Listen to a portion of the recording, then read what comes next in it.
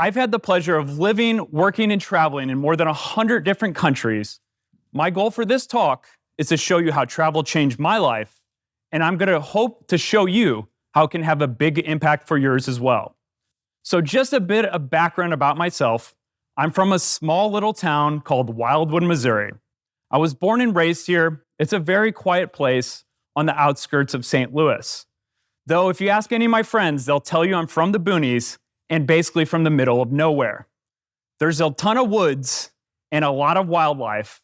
I guess that's why they called it Wildwood. I was raised by a loving mother, an amazing dad, a phenomenal brother, and so many aunts, uncles, and cousins that I can even keep track of sometimes. You see, my mom was from a family of 13. Looking back, it makes so much sense why she was a good mom. She had a lot of practice. As a result, she was the kind of mom that put everything into her kids. She encouraged us to work hard, pursue our passions, and then follow our dreams. She knew I had set my sights on big things, and she wanted to support that. One example of this was when my dad suggested that all of us go to Italy around the age of 18. She wanted us to explore the world. And at the time, this was a pretty big deal for me because I hadn't really been on an airplane before. You see, my mom was terrified of flying. So growing up, we never really traveled much further than we could drive. So she wasn't going to get on a plane with us, but she happily sent us on our way to Italy. My mom only had 2 sets of conditions, though. 1, I had to keep a journal of everything we did on our trip. And 2, I had to take photos of everything we saw. To support this, she gave me a brand new digital camera, and she also bought me a journal. That's just the type of person she was. She might not have shared the dream with you, but she supported you along the way. My mom and dad were truly the perfect team. Italy with my dad and brother was incredible.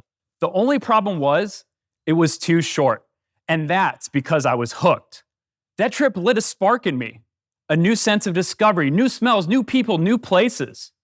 As soon as I got home, I was itching to find a way to get back overseas. The next year, I was able to convince my parents to help me study abroad because it would help me get ahead in business school. So after finishing an amazing summer in Italy, I decided to apply for a study abroad student manager position. After 4 long interviews, I had a job offered to lead the University of Missouri's study abroad program in Prague under one strict condition. If we didn't double enrollment numbers by the next year, the program would be shut down. There was just one other big problem. I'd never actually been to Prague before. Regardless, I hit the ground running, and I was always up for a new challenge. After 6 months of marketing the program, we took it from 7 students to a maximum of 35. And that summer, I took my first group of students over to Prague, and we had an amazing summer in Europe. I was at an all-time high, pure euphoria. But nothing could prepare me for what was going to happen next. I returned home to find out some of the worst news of my life. My mom had been diagnosed with stage 4 breast cancer. I was shocked, upset, sad, terrified. To say the next few weeks, months, and years were hard would be an understatement. It was terrible, but my mom was strong. She was tenacious, and I knew she could win this. Over the next few years and months, we went to treatments, and they started to work. She finally went into remission, and things could get back to normal. I continued on with my university and geared up for my next study abroad group. We had big plans to grow this semester and even increase enrollment to a maximum of 45 students. After hearing the good news about Prague, it wasn't too much longer until none of that seemed to matter. After a follow-up exam that my mom had, we received the horrible news. The cancer had come back. We stayed optimistic. My mom was a fighter. And if she could beat this once, I knew she could do it again. To give you guys some context, this was my senior year. My adult life was about to begin, but my foundation at home was shattering. Every week I would go home to support my mom during her chemo treatments and also try to find some fun along the way. Here's us playing golf after her chemo treatment. Unfortunately, none of the treatments were working. The cancer was growing, and she was later diagnosed as being terminal, meaning we only had a few months left. I made sure to savor every minute we had. And I'll never forget a call I had with my mom about this time. It was about volleyball, of all things. I had just won a volleyball tournament at my university, and she wanted to hear the good news. She loved hearing this stuff. She was always so proud. That would be the last time we spoke, unfortunately. The following day, my roommate woke me up and told me I needed to call home. I don't think you ever understand or know how this type of news is going to hit you. Ever since she had cancer, I knew this was a possibility, but none of that seemed to help. My mother had passed away. At first, I was shocked. A second later, I punched a hole in my closet. It was a mixture of sadness and rage. Talking about this moment is not easy. I was truly at an all-time low. I've had a lot of time to reflect and gain new perspectives on this period. In short, it's fueled me to live a life with immense purpose and appreciation. Without massive pain, and of course, massive purpose, I would not have made it this far. I guess that's why they say stars can never shine without darkness. As hard as that time was, I've always felt fortunate to have such a loving mother and a family in my life. Even though things ended too early, I strive to find the silver lining. This experience has taught me that you have to embrace the now while building for tomorrow. To put things in perspective, in 1 month, I'd lost the closest person in my life, passed final exams, graduated university, moved out of my home, and had to decide the direction of my future. I was at a true crossroads. On one hand, I had a cushy corporate job offer. On the other end, I had freedom to go explore Europe, even though everyone tells you to plan for the long term, and you should. Remember to live for the short term too. You can do both.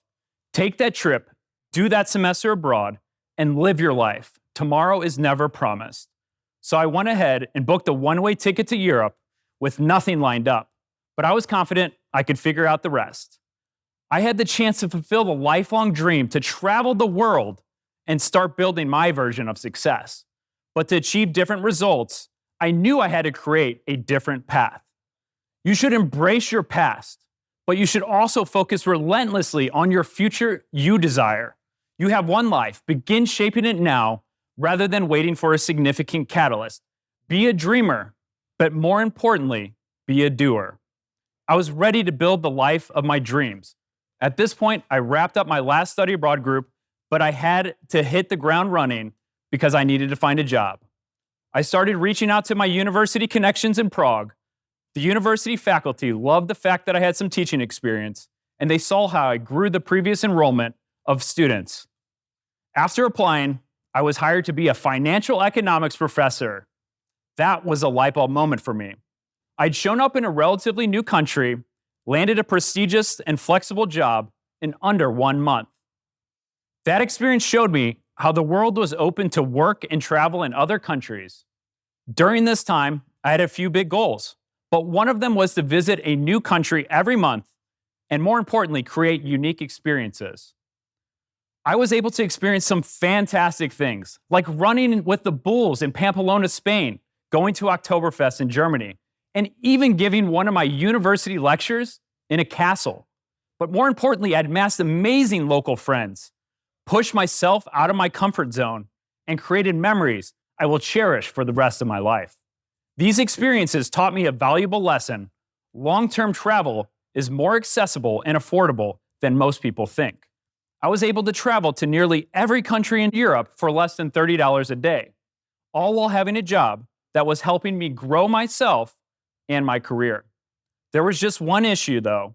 With this structure, working local meant I was tied to one location. It was not the true freedom that I craved.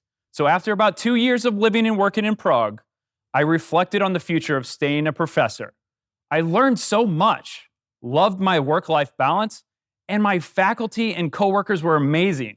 I was content, but ultimately decided I needed to find a path that pushed me further. This is where I came up with the idea to move to Australia. I know that might seem random, given the network and history that I built up in Prague, but I knew deep down it was time for the next chapter.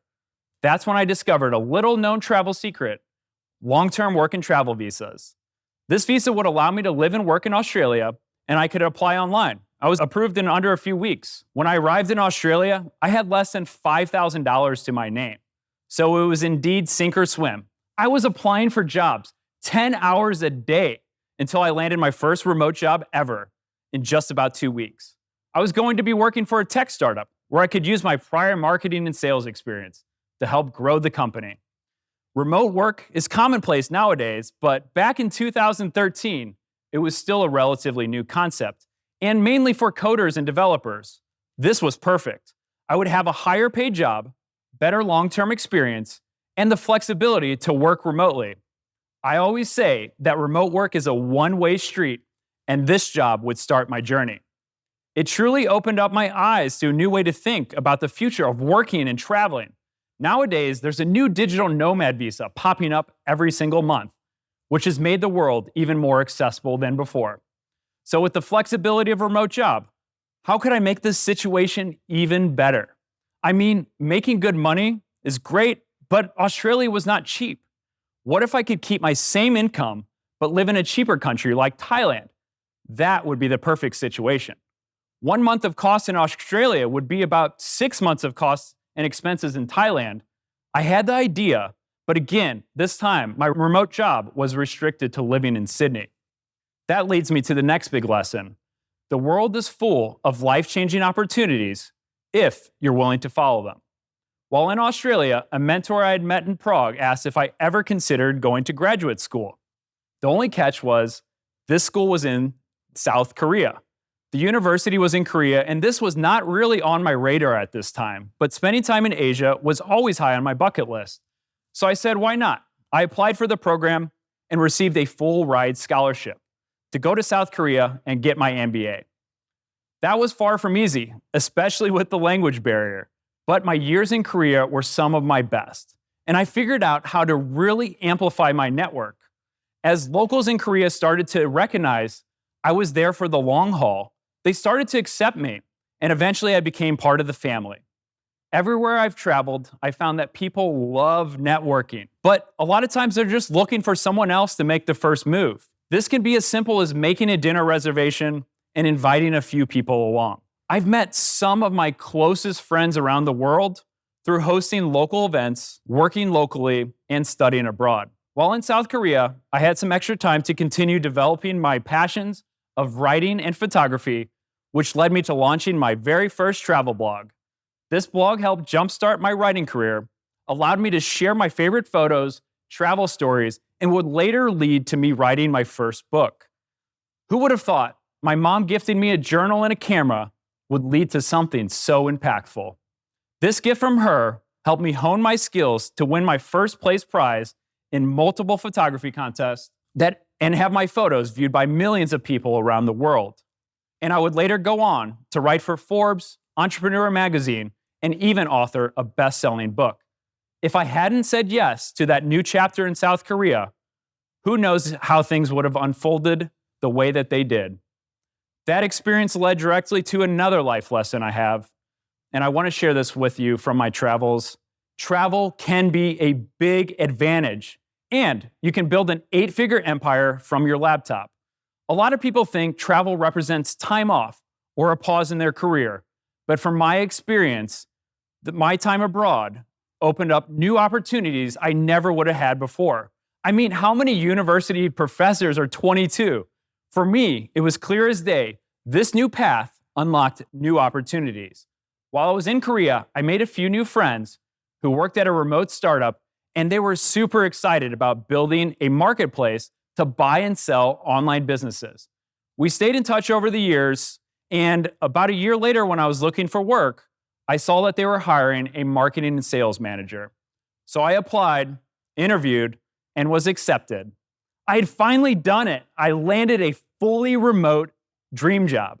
I joined the company as employee number 4, and I learned a ton. As we grew to over 100 remote employees, I brokered more than $120 million worth of online businesses and built an 8-figure empire. Over the next 4 years, I was able to keep traveling the world, scaling up the business from my laptop, and soon we became one of the fastest growing companies in the United States.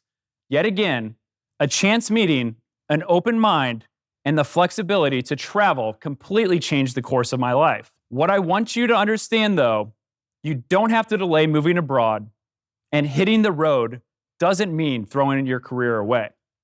Before I wrap this up, I want to share one last thing I learned from my travels.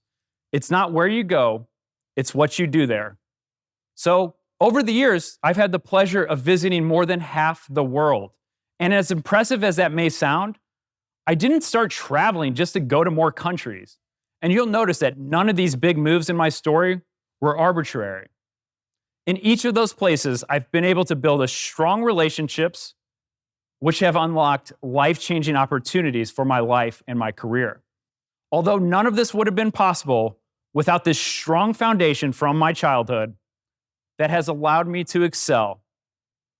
That's why no matter how far I travel, I'll always appreciate my roots in Missouri and the people who helped mold me along the way. And one of those core values is giving back, a lesson learned directly from my family, and particularly my mother. This guiding principle led me to establish a study abroad scholarship at my alma mater and in my family's name. My goal for this was to ignite similar life-changing experiences for others abroad. My mother's generosity never stopped, even after she passed away. She pledged and donated her body to cancer research, which will help pave the way for creating a cure. Unfortunately, though, that meant we didn't have a traditional memorial to visit. So as I set out around the world, it was important for me to create something in her memory. Some of you might be familiar with the John Lennon Wall in Prague, a magical wall where anyone can go and create and share unique art. With a long history, it's essentially a symbol of love and free speech. That seemed like the perfect place to create a memorial for my mother. So I started thinking about how I could honor someone so dear to me. Like life, I knew this memorial would be temporary, but I wanted to make it as beautiful as possible. After all, my mom taught me that you have to have one precious, unique life. You owe it to yourself to make the most out of it. That's why traveling and helping as many people as possible has been so important to me. Looking back, I've realized that from the very first trip abroad, with my camera and my journal, I've been carrying her inspiration with me every step of the way. After my mom's funeral, I was cleaning out my childhood bedroom, and I found something special. I don't know if this is common in other families, but my mom used to write us Valentine's Day cards every single year, and I kept every one. Inside this one was something special. It was a poem she had written me, which was the source and inspiration for her memorial. And it said, "Carry my love east to west. Wherever you go, I'll go too. Love knows no distance or time. Swigunski." Thank you.